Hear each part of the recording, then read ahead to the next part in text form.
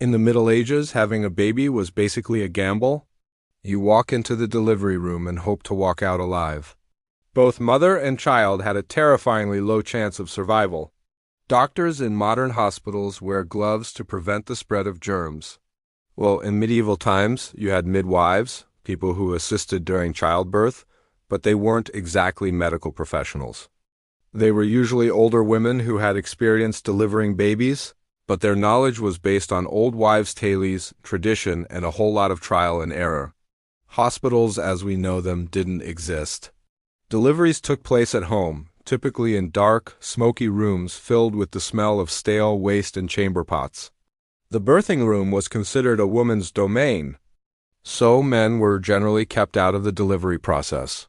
That is, unless you were a priest, and then only if there was a newborn that needed to be baptized right away, because let's face it, the child might not make it through the night. The process began with the mother to be getting into a birthing chair or lying down on a bed. She'd be surrounded by female relatives and neighbors, all of them pretending to know what they were doing. I say pretending because most of these women didn't have any formal training. Midwives were experienced, sure, but the rest were just there to lend moral support, probably while clutching some holy water and a rosary. The main event, the arrival of the baby, was preceded by an elaborate cleansing ritual. The midwife would wash her hands and feet and don a special gown. Then she'd examine the pregnant belly, feeling for the position of the baby and the progress of labor. All the while, superstitious beliefs held that a pregnant woman shouldn't be touched by anyone other than the midwife, lest the baby become illegitimate, and that's kind of creepy. When the time came to deliver the baby, the midwife would assist by pulling on the mother's legs and pushing on her abdomen. Sometimes a hot poker was used to break the water, and a linen cloth was used to collect the baby after it was born. After the baby was cleaned off and wrapped up, the mother would be given a special herbal concoction to help with the afterpains and to stop the bleeding. But if the delivery went smoothly, that was just the beginning. Childbirth in the Middle Ages wasn't exactly a one-day affair. For the first week, the mother would stay in bed, completely covered up except for her head and face. Visitors would come by to gawk at the newborn, and the mother would be too weak to do anything but lie there and endure. Wet nurses were sometimes hired to breastfeed the baby while the mother recovered. And since nobody had invented infant formula yet, this meant that another woman's breast milk was literally keeping the baby alive.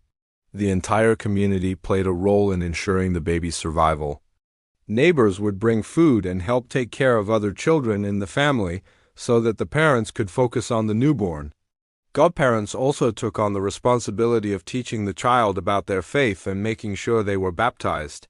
It was a team effort, but even with everyone pitching in, the odds of survival for mother and baby were still pretty low. And all the while, superstition guided every step of the way. If a baby was stubborn and refused to come out, women tried charms, holy relics, or whispering prayers to saints. One classic method involved placing relics of saints on their bellies and rubbing them in a circle until the baby moved. Another tactic was to have the pregnant woman crawl through a hoop. This was supposed to get the baby in the right position for delivery. But if the baby was still being stubborn, the last resort was turning the baby by hand. This was obviously risky since it could injure the baby or the mother. So it was usually only done when the baby was very late or if the midwife felt something was wrong. Pain relief. Forget it. The church taught that childbirth pain was Eve's punishment for original sin, so women had to suffer through it.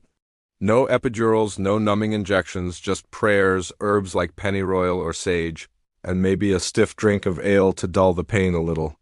So, yeah, giving birth in the Middle Ages was a dangerous, unpredictable, and often painful experience, but it was also a community event. The entire village had a vested interest in making sure the mother and baby made it through okay. Because back then, it wasn't just the woman in labor who was in danger. It was the future of humanity itself. When you gave birth in the Middle Ages, you probably didn't see a doctor at all. Instead, your labor would be managed by a midwife, a woman whose profession was rooted in tradition and folklore, not textbooks. Midwives were the backbone of medieval childbirth, but what exactly did they do? It might sound odd that an entire profession existed with no formal training. Today, Midwives are usually employed by hospitals and clinics and have to go through extensive schooling and certification processes. In the Middle Ages, though, things were very different. Women became midwives the same way they learned how to cook or spin thread, by watching other women and then practicing until they got it right. Knowledge was passed down from one woman to another, generation after generation, creating a network of oral history. They knew which herbs could help with morning sickness or speed up labor, which foods a pregnant woman should or shouldn't eat, and how to deal with difficult deliveries. Midwives knew all the best birthing positions and how to turn a breech baby. They might have even performed a version of Lamaze, as medieval illustrations show women leaning on pillows and breathing heavily during childbirth. And some midwives even knew basic surgery, like how to cut the umbilical cord or pull out a dead fetus if the baby was stuck. If you needed stitches, a midwife could probably do that too, since many midwives also doubled as seamstresses. But why stop there? These women knew a lot more than just how to sew up a wound. They knew prayers and blessings to protect the mother and child before, during, and after birth. In case the priest wasn't around, they could even baptize a baby themselves. This meant that midwives were highly respected in their communities. In fact, you might say that they were kind of like folk doctors. They used their knowledge of herbs and remedies to alleviate pain and suffering, and they did it with the help of the divine. But this also made them somewhat suspicious. You see, back then, people believed that most illnesses were caused by evil spirits or witchcraft, not bacteria or viruses. So, if a midwife had a lot of knowledge about herbs, charms, or healing, she could easily be accused of practicing witchcraft. Some midwives were burned at the stake simply for being too good at their job. In 1597, an English midwife named Amy Duny was executed for the crime of reading the Bible backwards. The story goes that Amy was attending a difficult childbirth when she suddenly stopped, went over to a window, and began reading the Bible backwards. She supposedly did this to drive away an evil spirit that was causing the labor pains. Although this may sound ridiculous, people took this very seriously. A neighbor witnessed her reading the Bible backwards and reported her to the local priest. He, in turn, reported her to the bishop, who decided that she was a heretic and sentenced her to death. Amy Duny became the last person burned at the stake for witchcraft in England. And that is one scary story for All Hallows Eve. Another famous accused witch, the 17th century midwife Margaret Scott, was never burned at the stake, but her fate was almost just as bad. In 1662, she was found guilty of delivering a stillborn baby and was sentenced to be buried alive. Luckily, her fellow villagers broke her out before that could happen. She lived another 2 years, supposedly dying of fright after a mob tried to break into her house. Her legacy, however, lived on. After her death, people began referring to midwives as Scots, meaning that they were wary of letting any woman attend a childbirth alone. This led to the end of the midwife era. For the next 2 centuries, doctors were the only ones allowed to attend births, even though most of them had no idea what they were doing. The good news is that today we've come full circle. Once again, midwives are valued members of the medical community. They work alongside doctors and obstetricians to provide quality care to mothers and babies. And although we've given up on the whole burning suspected witches thing, we still need to be wary of doctors who insist that pregnant women eat a whole bag of dates. So, if you enjoyed learning about all the amazing things midwives could do, be sure to stay tuned for more historical tales. Thanks for watching. What's the most terrifying place to give birth? Is it in a sterile, white hospital room with its blinding lights and cold, hard surfaces? Maybe, but actually, women giving birth in the Middle Ages had it way worse. Forget the hospital bed. Medieval mothers-to-be gave birth in smoky, cramped, dark rooms with people literally breathing down their necks. In some cases, they wouldn't even have been able to see out the window. That's because they were boarded up. Not only did this keep out the cold winter air, it also kept out evil spirits that might try to grab the baby when it was born. Talk about a nightmare scenario. The one good thing about those boarded-up windows was that they meant the mother wouldn't be distracted by the outside world as she labored. That is, if she was lucky enough to be in a room with boarded-up windows. Some women gave birth while crouching or kneeling, and some preferred sitting on a stool. And no, those weren't the kind of stools you'd relax in after a long day of medievaling. They were purpose-built for giving birth with a conveniently sized hole in the middle. This would allow gravity to assist in the delivery of the baby and make the whole process go a little more smoothly. It also meant the mother's face was mere inches from her own private parts. Because what's giving birth without a front row seat to all the action? If you were a woman in the Middle Ages giving birth in one of those fancy chairs, you might have had company. You see, it was common for relatives and neighbors to crowd into the birthing chamber. Oh, sure, they might have meant well, but their presence was hardly relaxing for the woman in labor. Not only were there more people to make noise and generally get in the way, their encouragement could be a bit much. These bystanders might have shrieked at particularly violent contractions, and they might have urged the mother to push harder or pull her legs apart. Nice, to say the least. Giving birth in the Middle Ages was never a quiet affair. And we haven't even gotten to the fun parts, like how childbirth was almost always done in complete darkness. Forget about natural light or maybe a single flickering candle. Most births took place under the dim glow of a fire that was meant to purify the mother and baby. Speaking of that fire, it also provided some light, but not enough to see anything clearly. In fact, it would have been too bright to see much of anything at all. But why all the fire? Because medieval Europeans believed that fire could purify people in places. By lighting a fire in the birthing chamber, they thought they could drive out any evil spirits that might want to harm the mother or baby. Evil spirits and bad vibes aside, fire also helped usher in the next stage of life. With the old midwife, you might have burned some of the afterbirth and mixed the ashes with water, then used the mixture to paint crosses on the baby's body. Talk about a baptism by fire. In the end, these rituals might have helped medieval mothers cope with the pain of childbirth, but they weren't exactly making the experience safer. The same linens were often used over and over again, and the whole birthing stool could be covered in, well, stuff. And don't get us started on the lack of hand washing. Seriously, nobody washed their hands before delivering a baby or helping a woman give birth. Given all the bodily fluids involved, this seems like a major oversight. But the biggest problem was infection. Even if a midwife or relative didn't wash their hands before helping with the delivery, they probably didn't realize that doing so could kill the mother. See, the idea that germs caused disease wasn't around until the late 1800s, so people in the Middle Ages didn't know that keeping things clean could save lives. And because childbirth was often done in dirty, crowded conditions, infection was a major killer.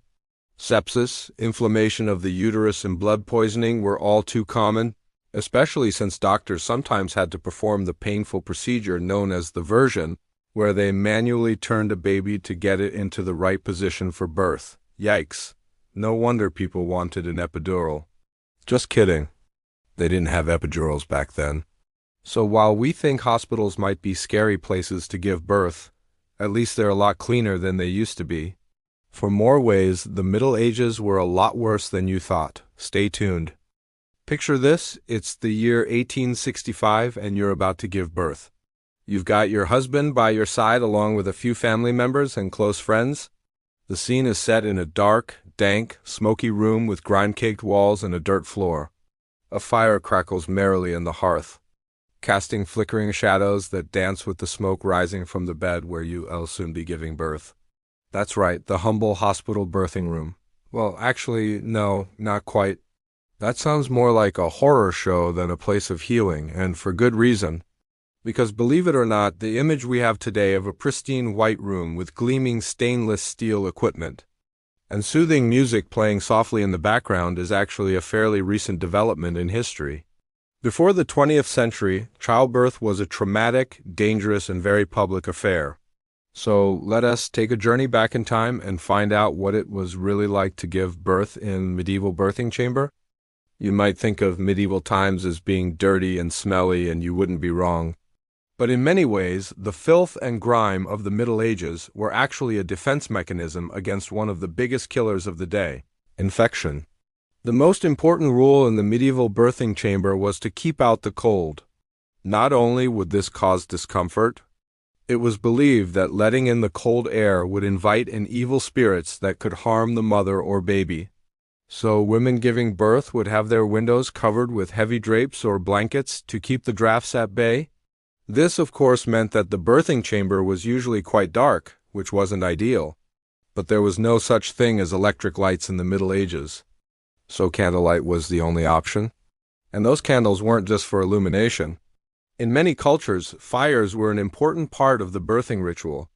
They weren't just used for warmth, they were lit to purify the room and drive out evil spirits before the baby's arrival. Talk about adding fuel to the fire. The mother-to-be probably wouldn't have been lying on a comfortable bed like we're used to today. Instead, she'd be perched precariously on a stool with a hole in the middle. This may sound like an uncomfortable alternative to a hospital bed, and it certainly wouldn't be as soft or supportive, but it was actually an ingenious design. The hole in the seat allowed gravity to assist in the delivery of the baby, making the process easier for the mother. Some women would give birth while standing, either holding onto a beam or a post for support, or while squatting on a low stool without a hole in the middle. Others preferred to kneel on a padded cushion, and some even preferred to do it while lying on their side. But regardless of position, one thing was constant. There was no such thing as privacy during childbirth in the Middle Ages. In fact, it was quite the opposite. Giving birth was a community event, and the birthing chamber would be packed with relatives, neighbors, and even passers-by who wanted to get a glimpse of the action. These onlookers would offer words of encouragement to the laboring mother, although how helpful or even humane these words were is debatable. After all, childbirth was a painful, lengthy, and often very public ordeal. So the last thing a woman in labor needed was a crowd of people gawking at her while she gave birth. Speaking of onlookers, you can bet that the father-to-be was also present during the birth, although his role was largely limited to that of a spectator. Male physicians were rare during this time period, so it was mostly women who assisted in the birthing process. Midwives were experienced women who had assisted with numerous deliveries and were generally respected members of the community.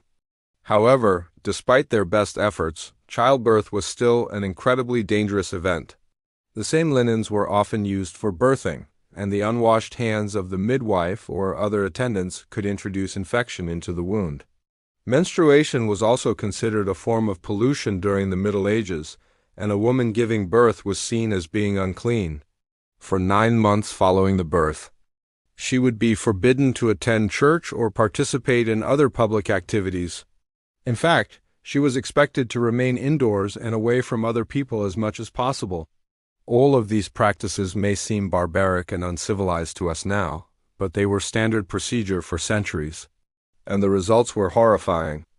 Infection was the leading cause of death during childbirth, and 1 in 5 women would die giving birth. Today, we take for granted the fact that childbirth is one of the safest procedures in modern medicine, but it hasn't always been this way.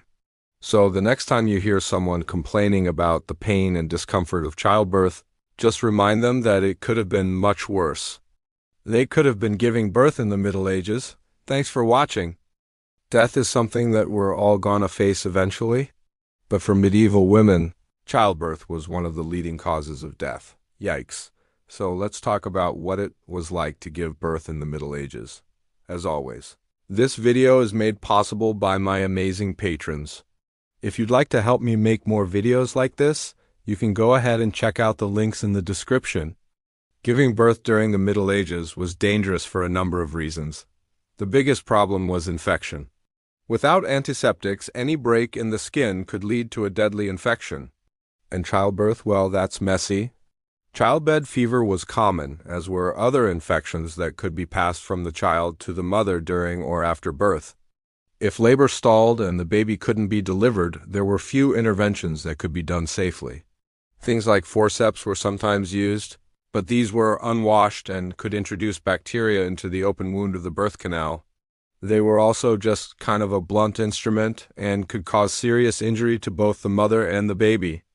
And of course, there was always the risk of a botched delivery resulting in an infection that would eventually lead to death. Caesarean sections were sometimes performed, but this was a procedure that was only attempted if the mother had already died. That's because the abdominal wound would definitely be infected, and performing the surgery to remove the baby would just speed up the inevitable. And even if a C-section was performed successfully, the baby still had very little chance of survival. So giving birth was risky business. For the baby too, because even if they did survive the birth, life as a newborn was also pretty dangerous. It's estimated that 40% of babies born during the Middle Ages didn't make it to their first birthday. So it's not surprising that so many parents felt it necessary to baptize their children as soon as they were born. In fact, some families wouldn't even wait until the child was brought inside after birth. A priest would be called, and the baptism would take place while the baby was still being attended to by the midwife. Sometimes the baby would be laid on an altar cloth and the priest would sprinkle them with holy water instead of fully submerging the baby in a baptismal font. And this practice may have even led to the tradition of giving babies the middle name the Baptist, or the Bapt for short. For the same reason, babies were often named as soon as they were born, too, because again, they might die at any moment. And not only were babies vulnerable during their first year of life, but so were young children.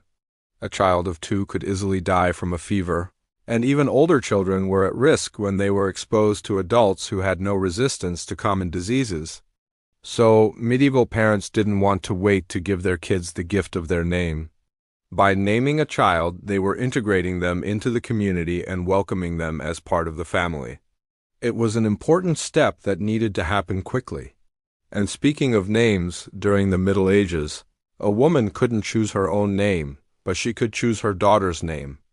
Sometimes a girl would be named after a saint whose intercession was invoked during the difficult birthing process. And since the birth of Jesus Christ was celebrated on Christmas Day, it's not surprising that the name Mary became popular. Medieval doctors actually recommended that women avoid getting pregnant during certain times of the year, like during a heat wave or if there was a plague around. But of course, people still had babies during the worst of the outbreaks, and those babies were even more vulnerable. Exposure to disease was likely what caused such high rates of infant mortality. Medieval doctors really didn't know much about germs, so they didn't know how to prevent the spread of disease. It was common for families to have their sick children nursed back to health by other members of the household, which probably spread illness rather than cure it. Bloodletting was another common treatment that was used for a variety of ailments, including diarrhea, which was sometimes fatal in babies. I think we can all agree that we'd rather not go back in time to the Middle Ages to give birth. Even if you survived, it was a pretty dicey situation. But I'm curious, are there any other aspects of medieval life that you've been wondering about? Let me know in the comments, and I'll see you next week. Thanks for watching. If you enjoyed this video, you can like and subscribe to my channel and leave me a comment. I'd really appreciate it. If you'd like to help support my channel, you can go ahead and check out my page. My patrons get early access to all my videos as well as exclusive access to my series, Mysteries of the Medieval World. As always, thanks for watching. A mother gives birth, but what happens next? What happens next for her and her baby might surprise you. If the mother survived, recovery wasn't easy. Blood loss, infections, and exhaustion were common. Women were expected to rest in what's called a lying-in period, where they were cared for by female relatives for up to 6 weeks. This was one of the few times in a woman's life when she was excused from household labor. But that doesn't mean she was completely out of the woods. She still had to go through churching. No, not that churching. This is a completely different kind of churching. In the 18th century, women who gave birth were considered impure for a whole slew of reasons. We'll tell you about some of those reasons and how they got cleaned up next. In the 18th century, giving birth was considered spiritually polluting. Women were thought to be unclean for a variety of reasons, primarily because they were seen as vessels of original sin. In other words, women were blamed for bringing sin into the world. Eve gave birth to Cain, Abel, and Seth after being tempted by the devil and eating from the tree of knowledge. Ever since then, women were seen as inherently sinful, and that applied especially to mothers. Giving birth was seen as a particularly polluting activity, and a new mother was considered impure until she went through a cleansing ritual called churching. Some scholars believe that the word churching may have originated from an Old English word meaning to cure.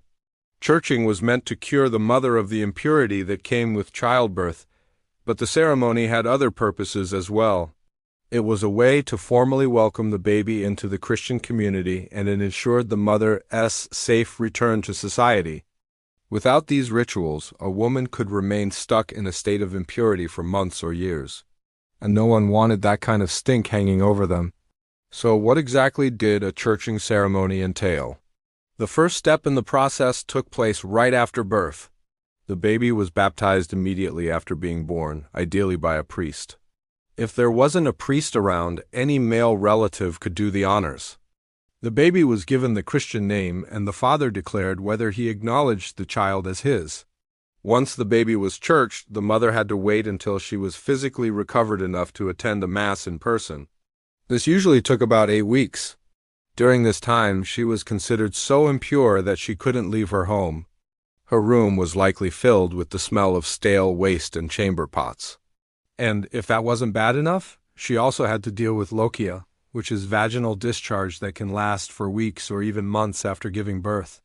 To make matters worse, the mother likely didn't have access to basic hygiene products like soap or sanitary napkins. That's right. Sanitary napkins weren't invented until the early 20th century. So women had to use whatever materials they had on hand, such as rags or pieces of fabric. All of this was part of the curse of being a woman in the 18th century.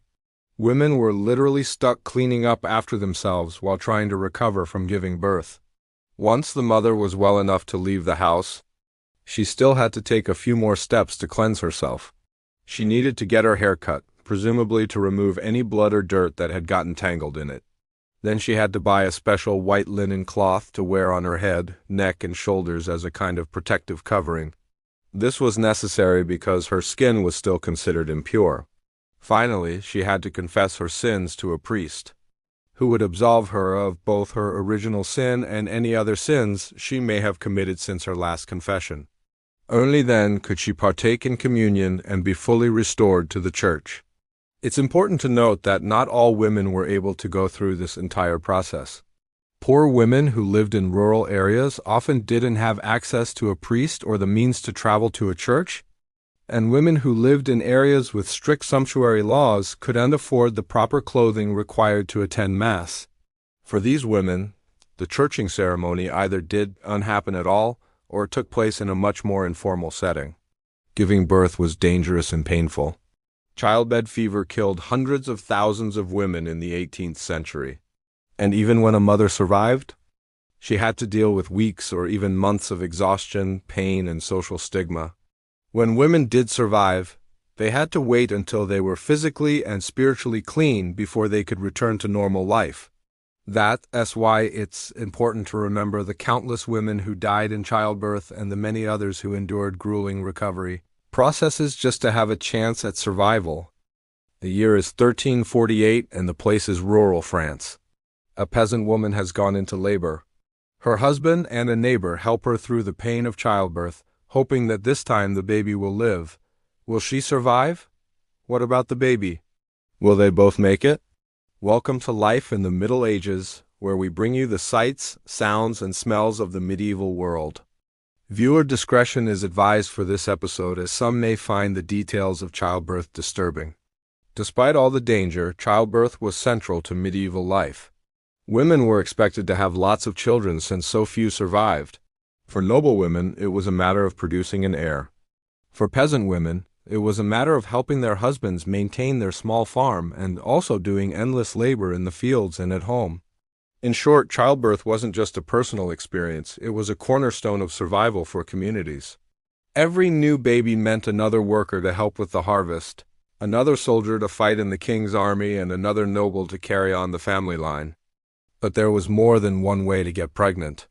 While most women got pregnant the old-fashioned way, noble families often arranged marriages between young girls and boys in order to produce an heir as quickly as possible. Marriage records from the time show that girls could be married as young as 12 years old. Yikes. And it wasn't uncommon for women to bear their first child before the age of 20. For noble women, giving birth was fraught with peril. Not only did they have the same risks as peasant women, but they also had the added pressure of providing a male heir. The birth of a daughter was seen as a disappointment since she could not inherit land or titles. Only a boy could do that. If a noblewoman failed to produce a son, she would be sent back to her family and another wife would be found for the nobleman. Talk about pressure. Most births took place at home with the help of a midwife, since few doctors set foot in a village unless summoned by a noble family. Midwives were women who assisted with childbirth, but they weren't necessarily experienced or trained. Sometimes a neighbor would help out because she had given birth many times and knew what to do. Other times, a traveling midwife might come to the village, bringing with her a set of skills acquired from years of experience.